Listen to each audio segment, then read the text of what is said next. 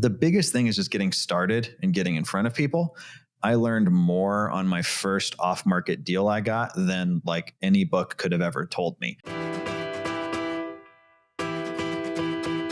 Welcome to the Good Stewards Podcast, the only podcast dedicated to seasoned real estate investors who want to maximize the cash flow potential in their business. We are buy and hold investors with 1,000+ properties and markets across the U.S. who bring an insider's view into the nitty-gritty details of real estate investing. If you're looking to develop the mindset, teams, and systems that can dramatically build your real estate business and net worth, you're in the right place. Welcome to this episode of the Good Stewards Podcast. I'm Ryan Dossie. I'm Amanda Perkins. I'm Bill Sirius. And I'm Andrew Sirius. Today, we're going to be diving into the topic of acquisitions. As we all know, it starts with a good deal, and we're going to get into everything related to sourcing and locking them down. I'm really excited to cover this topic in particular because this is really my zone of genius. I actually feel like more of a marketer than an investor at times, but going to walk you guys through kind of some of the do's and don'ts. But before we dive into that, we definitely do want to connect with you. Be sure to visit us at thegoodstewards.com, subscribe to the podcast, make sure to snag your free copy of our ebook, Don't Make a Profit, Create a Fortune. Now, I want to start this out with talking about the fact that there are always good deals. It doesn't matter what metro you're in. It doesn't matter how competitive it is. There's kind of this like funny thing where all investors think that their market is uniquely difficult, that, you know, there's no deals in their metro, whether they're in Nashville, Colorado, Los Angeles, somewhere in the Midwest. I get a kick out of any time I name markets because I know you're sitting there thinking, oh, he didn't say mine, so mine is special. It's really not. There's always going to be people going through difficult life situations, lifestyle changes, and it doesn't discriminate based off of economics. One of the best ways I've heard this put is tragedy doesn't discriminate based off of income bracket. So if you're extremely affluent, if you're on a tight budget, you know, divorce still happens, job loss still happens. I would actually argue that in more affluent neighborhoods, something like a job loss, when you have a significantly higher burn rate, can be a pretty big problem. So, you know, historically, we're typically dealing with people that are motivated, but I want to qualify that. A lot of people think motivated means desperate. It simply means somebody who's looking for kind of the easy option. Andrew, I don't know what you guys have seen with this, but I know with a good amount of the deals we've bought, these have actually been nicer properties that are often even owned by more affluent people. They're just kind of looking for the easy button. No, we just buy crap. Okay, that's fine. That explains a lot. That's how you got 400 units in like 3 years. I mean, it does. I mean, back when I was when we were flipping houses in Oregon, just after the crash, I mean, most of what we were doing were people, you know, being foreclosed on type of things. Like we would do short sales. They had no equity, but the bank would take a big cut. When we came to Kansas City for the first couple of years, it was almost all REOs, and so like the bank owned properties is real estate owned. It's just a property owned by a bank or HUD or Fannie or Freddie. And I want to know, say these institutions were desperate, but they also just had an enormous amount of inventory and they just tried to dump it. And it was just bureaucratic. And they often mislisted them or listed them low, or they didn't care. And so there were a lot of good deals to be had there. There really aren't in that market anymore. Then we kind of moved more towards buying portfolios, and those were really, really specific to particular. I think we'll probably have deep dive podcasts on that later. And now we're moving into, I think, the area that you're the most, that you've specialized in the most with your personal genius. Is that how you refer to it? I mean, I guess. Yeah. You know, I think you get the Genius Award and the Humility Award. We'll give them both to you today. Thank you. Yeah. You know, I think we've all shopped at 7-Eleven, bought milk at 7-Eleven when we could go to Costco. I have never bought milk at 7-Eleven. All right, a burrito. You're always buying burritos, hot dog at 7-Eleven, right? When we could go to Costco and buy it for a whole lot cheaper, I think there are times in our lives we just want convenience. We want to get it done fast. We don't want hassle. And that's where a lot of sellers find themselves. It might not be any kind of desperation. They just want to get on with life. They're willing to shop at 7-Eleven, but we're only Costco buyers. We're only wholesale buyers. So that's when a 7-Eleven buyer beats a seller meets a Costco buyer. That's a situation we want to be in an acquisition. I mean, Ryan, your normal seller, it sounds like, correct me if I'm wrong, is some out of state absentee owner who has a house they just don't really care about and want to get rid of as quickly as possible with no hassles. Is that what I say? Is that your average, or I mean, I know you have a lot of different types, but would you say that's probably the most common? So actually, no. So that's kind of the general like consensus, is most people think, they just don't want the property. I'll kind of tie into what you mentioned with buying a portfolio. Most people who have a large portfolio of the size you guys have purchased, these aren't people that are like, oh gosh, somebody just please take this house from me. It's such a burden to own. No, it's cash flowing for them. A good amount of what we buy are people that are local. They may have a really common one is like they bought a house for a family member and they're tired of the drama. We get a lot of like job transfer type stuff. And then we also get a lot of affluent people who are retiring, downsizing. They just kind of want to hit the easy button. We'll talk about kind of getting in front of sellers here a little bit, but I think a big part of why we're getting these. I mean, we've got deals that I think our newest was built in 2014. It's a brick, 3-bedroom, 2.5 bath, attached 2-car garage that we bought for like pennies on the dollar. It all comes down to your marketing. 1881. My oldest is 1890. So you win. We are victorious. I want one pre-Civil War, but I haven't quite. We haven't been able to find one. I actually don't really want that. It's like hand carved beams. Are kind of lame. So I kind of use the analogy when you're getting in front of sellers of like an apple tree. It doesn't matter what kind of marketing you're doing. If somebody's desperate, they're going to call, whether that's like the deceptive third notice, your cash offer has expired postcard, which we don't do, or if it's more of like a higher end handwritten custom type piece. If somebody's desperate, they're going to call. But what we've really done with our marketing is we're getting the people at the top end of the tree. These are people that have options. A lot of them are real estate brokers, or they have a real estate broker in their family, and they just don't want to go through the hoops. We actually toured a house this week in Indy. The average price point is like $150K. We toured a $900,000 home. And the reason we got into this thing, guy called us and said, hey, I owe $600, pay off my mortgage and it's yours. It's not a deal for the reason I'm about to get into, but the reason this guy didn't want to go through a real estate agent, his wife left a dog in the house that destroyed like 8,900 square feet of carpet. And the dog's fine. So for anybody who's an animal lover, no worries there. But this guy was a really successful ER doctor and was just ashamed of the condition. We get a lot of that stuff. And we also get a lot of like the family situations where, we can be the bad guy of like, yeah, they just made me an offer I couldn't refuse. So they're not having to tell, their son, hey, you're 27. It's time for you to get a job. Right. So getting in front of sellers, there's a lot of different ways to do it. My particular favorite is direct mail. And online advertising. The reason being, these are totally scalable. They're also totally ethical. They're totally legal. There's no gray area to them at all. It's kind of like those old school functions you did in grade school. Like you put in X and Y comes out the other side. Our average cost per acquisition is under $3,000. So we're putting $2,500 to $3,000 in the front, and it's spitting out a rental property on the back end. Or we also wholesale stuff that comes in that's just doesn't meet our criteria. It's one of the things with direct to seller marketing. You'll have people call you and ask you for a cash offer on something you'd never want to own as a rental property. So we will sell off that stuff as well. Andrew, anybody else, anything you guys have done or are currently doing to get in front of sellers?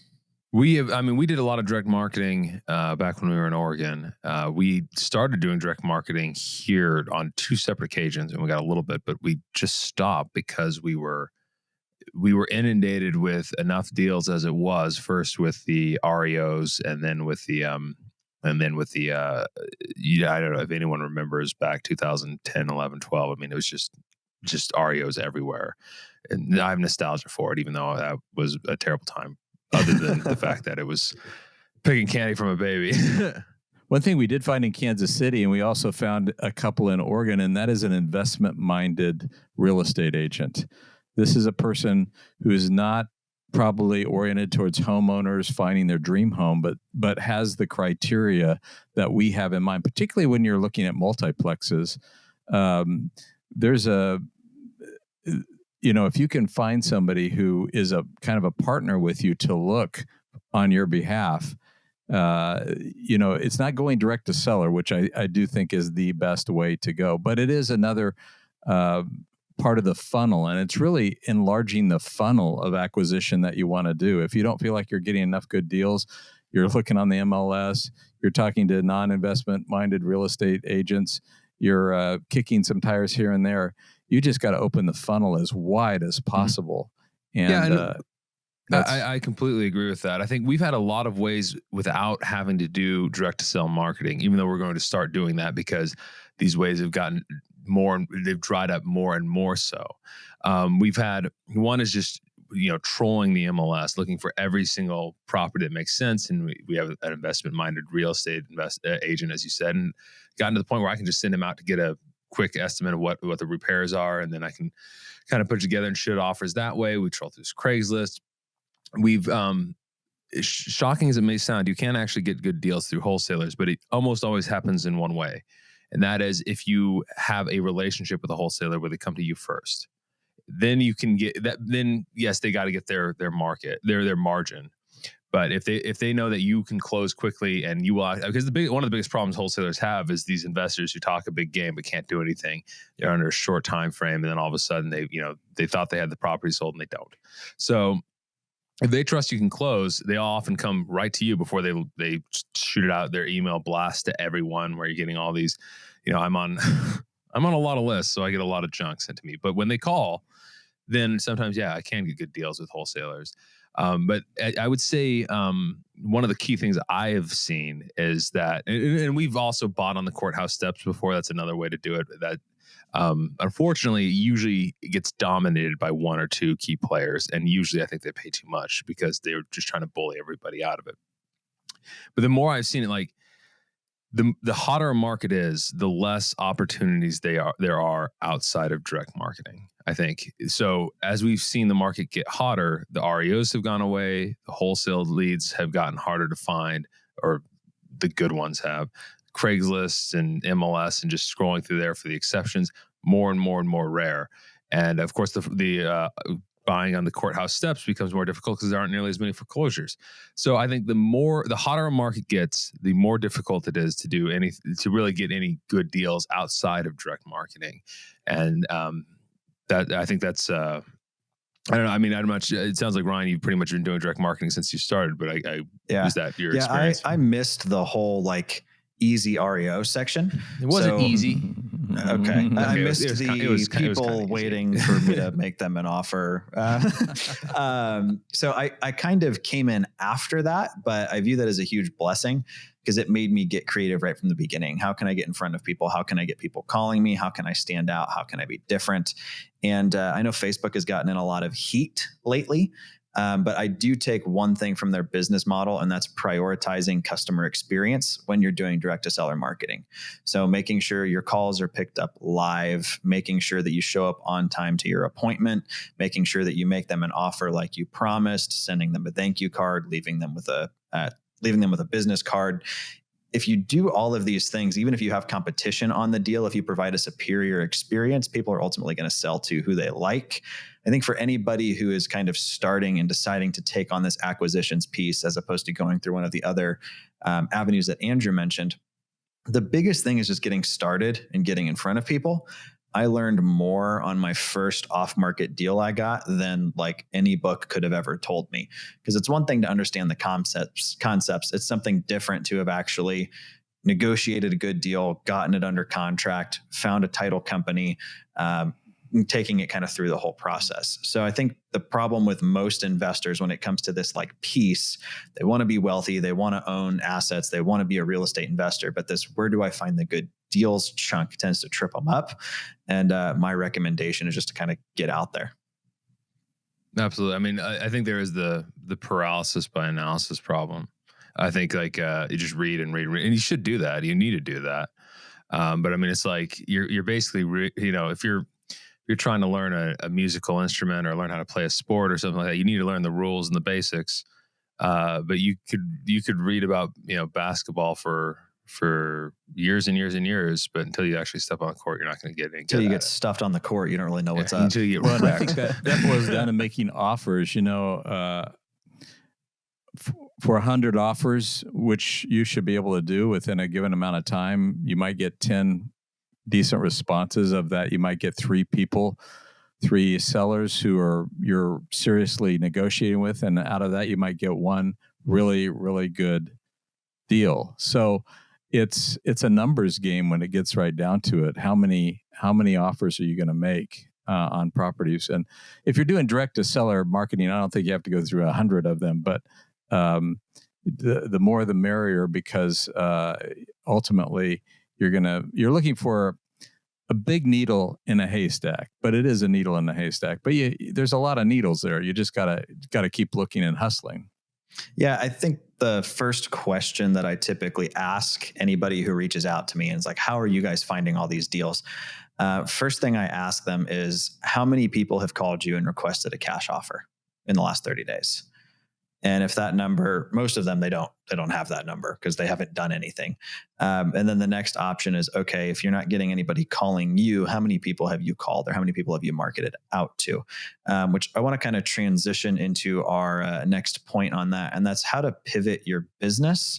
Andrew's a really good example of, in Kansas City, they started with buying REOs and pocket listings. And as that dried up, they moved over to portfolios. And now they're moving kind of into our wheelhouse of the direct to seller marketing piece. And there's kind of a big trend in real estate investing right now, especially in the direct to seller side, for just cheap leads. So that leads to some things that are gray. They're not necessarily illegal, but they're not really legal if you look at it. Things like, cold calling. Different states have different regulations. Are you abiding by the do not call list? There's a whole argument to be made of, you're not actually trying to sell them anything, so it's fine. Not a position I'd like to argue in a court of law. You have things like text message blasting or RVMs, ringless voicemails, where they just get a voicemail, their phone rings for like half a second. Kind of the sex appeal to a lot of this stuff is it's dirt cheap. You're talking like anywhere from a cent to 5 cents to make a particular contact, versus when you're looking at something like direct mail where you're at $1 or so a piece, it can be pretty tempting. I think I kind of speak for all of us on here when we've just decided not to build our businesses on gray areas. Don't get me wrong. We do some cold calling to very, very specific multifamily owners. I've got a hit list of 51 properties that I'm currently chasing, and we're doing everything we can to get in front of those people. But the problem comes into when, with one click for $1,000, you can hit, a couple thousand people or 10,000 people or 50,000 people. You can kind of end up in some hot water, as I've seen with some people I know lately. So just kind of, quick disclaimer, pivoting is one thing, but make sure you don't build your business on a gray area. Like bandit signs for me, kind of a big no-no. I don't believe you can claim that you are bettering a community or investing into a neighborhood that you're littering in every Saturday night or every Friday night at like 2 a.m. so the inspector doesn't catch you, right? So, I think we're pretty big fans of operating within the confines of the law, but doing that in a way that's scalable and profitable. So I'd like to just kind of go around the circle, and let's just talk about everybody's first off-market deal they got. So if you could kind of hit on where it came from, lead source, anything notable or kind of comical with it. The first off, I can't actually remember the first off market one. It was one of the ones we did in that internship back in the day. If you remember that, Dad. I do remember one in particular that was down in Dexter that we got. We had it on. I think we had an ad on Craigslist, and we went down there, and it was he was firm in his price, and this happens every once in a while, where they want a certain amount of money, and it's way below market, but and it's just like it's just kind of handed to you. And so now the problem with it was Dexter has no comps. I mean, there's like nothing around it. So you're kind of going, there's an art and a science to this. There's one other comparable sort of, but it was much bigger property. It was a lot more money. And he just kind of felt like this property, you want to be very, very hesitant to rely on your gut, in my opinion. You want to have firm numbers, but you're not always going to have them, especially if Dexter's, for those who don't know, which will be everyone watching this, is a small town about 40 minutes south of Eugene? Probably 25. Okay, I thought it was a little 20 minutes east of Eugene, Oregon. Okay, it's been a while. I've been in Kansas City. It's a vacation destination. Everybody should. It's like more considered. There's a reservoir. But anyways, there's not much there. There's a little bit. There's enough. It was just a house we were going to flip, but it is one of those things. Like it was a small house on a big plot on a big lot. What we could see around that sold was not similar, but it had sold for substantially more. And so, I think the way I look at it when I'm comping properties is the less sure I am in the price, the bigger the range it has to be. And so the better deal we need to get, because if I don't have good comps, that means the range is bigger. Like I can say, I think this property is worth 150, 160, but I think the range is now, the standard deviation or whatever is like 30,000 or 20,000 or something like that. Instead of say something where it's cookie cutter, I think it's worth 160 and it's worth between 155 and 165. And so with that one, it was just a matter of like, it was sort of, you have to have some confidence that, you do not have a crystal ball. This is not, there's a scientific element to it, but there's also kind of a feel interpretation. Yeah, you've got to get that comfort with it. And so like this one, we waited too long on it because I kept trying to comp it. Not that long. It was a couple, like we should have bought it that day. We ended up buying it getting out of contract like two days later or something like that. But it was just, it was sort of every once in a while they come in at a price that makes perfect sense right at the beginning. Don't rely on that. It's very rare, but it has happened to us a couple times. But I guess the one interesting thing about this is just how, particularly with rural properties or semi-rural properties, it can be hard to nail down exactly what the price is. So you kind of have to, you have to get a better deal, but you also have to kind of learn the feel, and it just kind of comes with time. I love how you mentioned what it comes in at, because one of my favorite things that we see is when a property comes in for like $155,783. And it's like, oh, that's exactly the Zestimate. I wonder where they got their number from. Amanda, what about you? Oh, well, I mean, I wouldn't say it was off market. It was just kind of a random. I was on social media one evening and it was a lady that I used to work with, and she's now a real estate agent, and she listed a duplex, and quick math said each side of the duplex was probably $400 or $500 light in rent. It wasn't in awesome shape. I wouldn't say it was a slam dunk home run, but it's a solid property, and, raising rents right off the bat, but doing a little bit of rehab, $1,000 a month is a pretty easy way, especially in the market that we're in. So it was solid. I wouldn't say it's by any means a home run. But that's one of my favorites. Older landlords who are afraid to raise rent. You've got to make sure you treat your business like a business. If you start to even slip into that, like, oh, she's been here for 3 years now, I want to keep her. You really have to make sure you're raising rents at the end of leases and following the market trends. I mean, don't raise rent if rent hasn't gone up. But the amount of properties we've bought that they've been $300-400. We bought a 12 unit that each unit was $100-150 below fair market rent, and they were in really, really good shape. So it's like from day one, there's huge value add to this. So I think that's a good thing to look out for. The thing that, they've owned it for a while, they don't want to raise rent. I think it's like people are so afraid of the confrontation that they're like, oh, I make enough money, this is fine. But you really want to make sure you treat it like a business. What about you, Bill?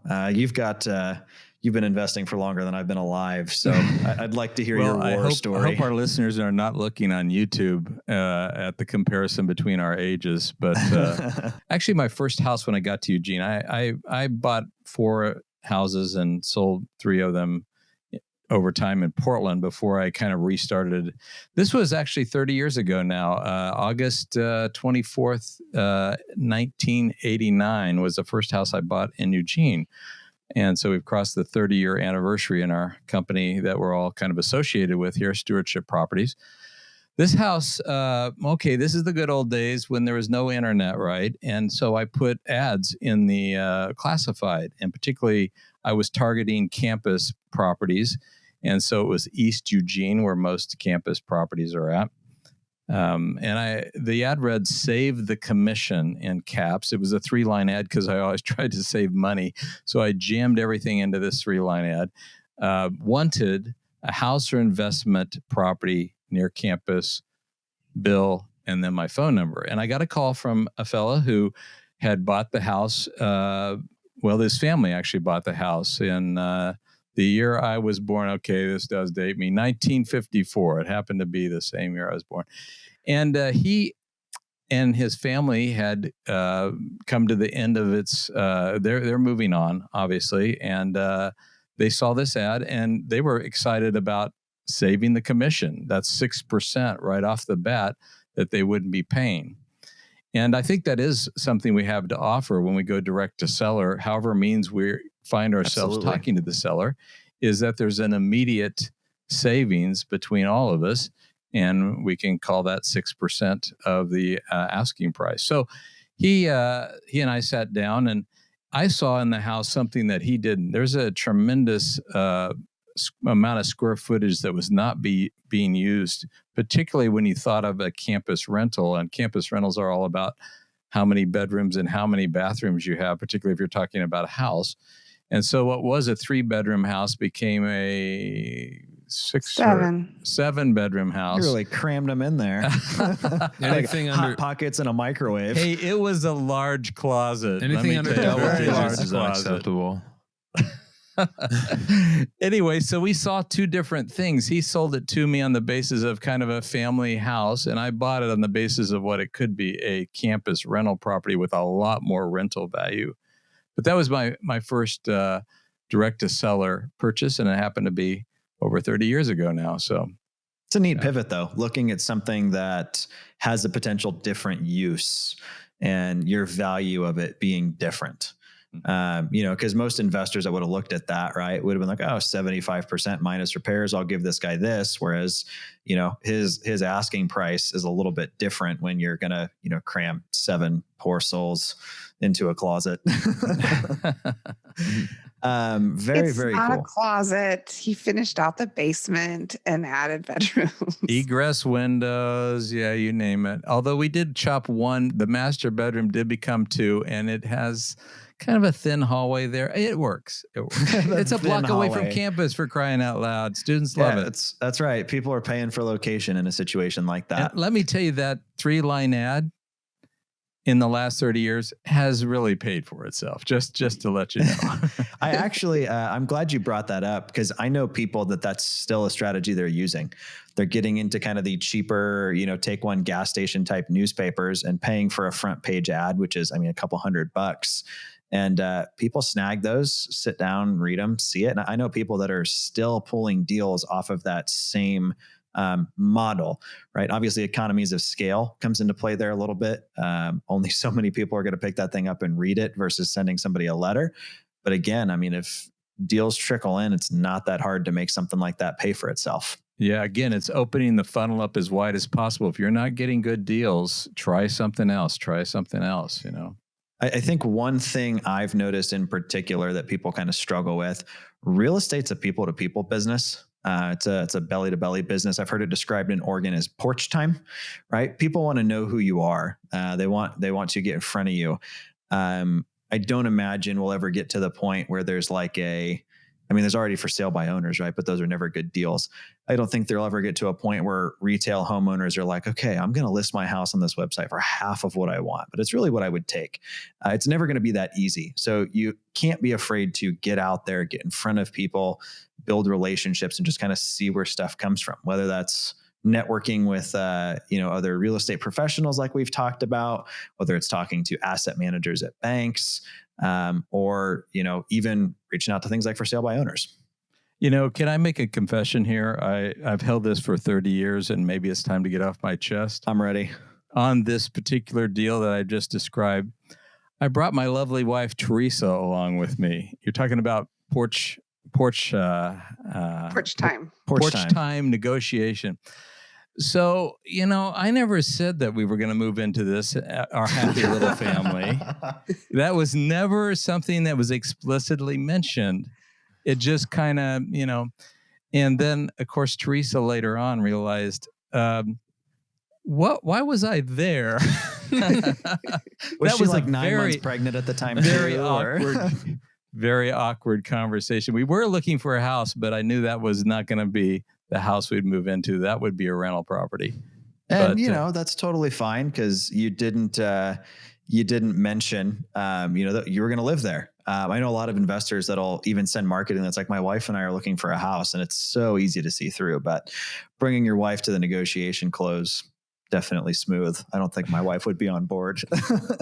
Hey, Good Stewards, this is Jandy, and I'm the producer and showrunner for the Good Stewards podcast. And today we have a question that's on the topic of acquisitions, and it comes from Cody in South Florida, where he is in a hot market where single-family homes and multifamilies are not that great as far as the 1% rule. He wants to know if he should pursue his market and find deals, or if he should risk building a team out of state. So I think for starters, it depends what you mean by rent to purchase. Purchase, if you're talking like ARV comps, I don't think that works in any of our markets. I couldn't go pay retail and expect a cash flow. Now, I will kind of counter that with, there are investors making this work in the most competitive, most expensive, hottest markets in the country. You just have to figure out the niche. In San Diego, for instance, there's 3 or 4 families who own 5,000 units. That's a lot. You have a lot of people that'll tell you can't cash flow in Southern California. Apparently you can. It just depends on when you're buying, how you're buying, and ultimately I think comes down to getting good deals. Now in markets like Oregon, which I'm sure Bill can chat about with Eugene, you may not be at a 3% rent to cost ratio or a 1.2 even. You may even be a little bit below the 1. But I think it comes down to, are you ultimately getting good deals? And that's, are you making offers and getting properties at 75% minus repairs, minus holding costs, or minus what you hope to make if you're open to flipping it? So ultimately, I'm a big fan of going into your backyard or finding a satellite market, finding something that's an hour, hour and a half that you can commute to, that has maybe more favorable terms, better demographics, but you can physically go put your eyes on it. Reason why I hold that point of view, literally can't count the amount of California investors that have called me with properties they've bought in the Midwest that I've then made them an offer for a fourth of what they paid cash for it for a year ago, right? So it's pretty hard to like virtually go out of state, which Andrew, you could talk about this. Stewardship wanted better cash flow. So it went from Oregon to the Midwest, but that required Andrew physically moving and leaving there. Yeah. And I would say like, it's kind of an interesting dichotomy between Oregon, where my dad is, and Missouri. We still buy in Oregon some. It's just harder to find those deals, and they don't cash flow quite as well. But at the same time, there's an upside on the appreciation. I don't like these percent to cost ratio rules. I mean, I think they're kind of the 1% is a very vague rule of thumb. The 2% rule is absolute trash. Never use it. It will just send you right into war zones. Tell our folks what the 1% and 2% means. It's 1%. So the rent, $1,000 rent, 1% of the cost, $100,000. So $1,000 rent is a 1% of $100,000. That's a 1% rule right there. Rent to You want to cost hit at least ratio, I think, is what we $1,000 if you're call it. going to be all into 100,000. As stuff gets more expensive, the ratio it needs to be to cash flow is less because a roof costs the same on a $100,000 house and a $50,000 house and $1 million. Well, okay, maybe if they go ridiculous on it with the bay windows and whatnot, but maintenance items don't go up quite as fast. Insurance doesn't go up as fast. Taxes generally do, but most of those things don't go up as fast. Turnover expenses, etc. Vacancy actually goes down. In some ways, turnover expenses go down in rougher areas, older houses, and people tend to treat them a little bit rougher. So the rent to cost ratio should only be used to compare within a particular market. Like this general area, and not even a sub-market, this general area, what are the rent to costs compared to this house and this house? And like a very broad rule of thumb. I would agree with Ryan. Try to invest in your backyard. There's with some exceptions, but usually not. There's always something there that you can get. And if you are going to invest out of state, you need to do so 2 points very carefully. Vet the property, vet the property management company, do your research online, etc., and take no assumptions from your current market to that market. There will be a major temptation to do so when you see those prices are like, oh, it's only $25,000 for a house, and that doesn't matter. It only compares, Like your dad's favorite quote is, "You couldn't build this for that much." You also can't rebuild it for that much when the tenant burns it to the ground, and so that is the real problem, because you can rehab your equity right out of the property when you have a turnover in these lower income houses. If somebody's rough on it, all of a sudden, like Andrew was saying, a bathroom renovation in San Francisco costs as much as it does in, Louisiana, Kentucky. So Louisiana, Kentucky, let me say Louisville, Kentucky, maybe I should say. So, I mean, you've got to be very careful in these lower, not necessarily lower end housing, that you realize that the expenses are going to be pretty close to the same. So a good deal becomes a bad deal really quickly when your property gets beat up. As Ryan and Andrew have talked about, you got to be very careful going out of state. And I would do it first, no matter what, in your own area, so you have a real feel for investment, and you have a real feel for property management and rehab and all the expensive things that have to happen to make a buy and hold strategy work before you go out of state. You want to have firsthand knowledge about it, not jump out of state into some cheap market that you think is going to, has incredible returns. I would also highlight, avoid lower end areas, especially if you're out of state. I mean, if you're an out of town investor and you buy a property in a A- B+ area in a Midwestern market, and you're into it for 75% of what it's worth and hire a property manager, you're probably going to do okay.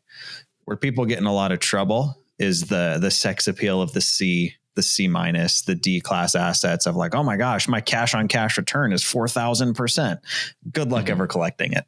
Yeah, I'd say rule of thumb is just whatever class of property, that is the lowest you'd go in your own market, just take it up a step at least. So if C+ is the lowest you'd go in your own market, B-, maybe even B should be the lowest you'd go in an out of state market. So guys, I really think the main takeaway I would make here is just get started. Start kind of taking some action, getting in front of people, making some offers. If you really want good deals, if you're trying to use the BRRRR model, buy, rehab, rent, refinance, repeat, that us here at Stewardship just absolutely abuse. It all starts with getting that good deal. And when I'm wholesaling stuff, I can price it at 80, 85% of ARV. It doesn't work for me, but there's buyers that'll buy on that margin. So you're always going to be competing with people that will overpay when you're looking at wholesale deals or when you're looking at stuff off the MLS. So really you need to get in front of people. You need to become a cash buyer for realtors with their pocket listings for clients that don't really want to list. But you can find stuff on market. But I was actually looking at my numbers, and 89.4% of all of my properties have been purchased off market direct to seller. The other small percentage are some of the deals that maybe I shouldn't have bought. We ended up a little thinner, a little tighter than I would have loved. So, get out there, start pounding the pavement, take action, get in front of some people. You never know what's going to happen. I want to just kind of close out here and thank everyone for tuning into this episode on finding good deals. If you liked what you've heard, remember to like and subscribe on our podcast site over at thegoodstewards.com. Make sure to snag your free copy of our ebook. For more info on us, to connect, submit any questions, head over to The Good Stewards. We'd really love to connect and see kind of what you guys want us to dive into next.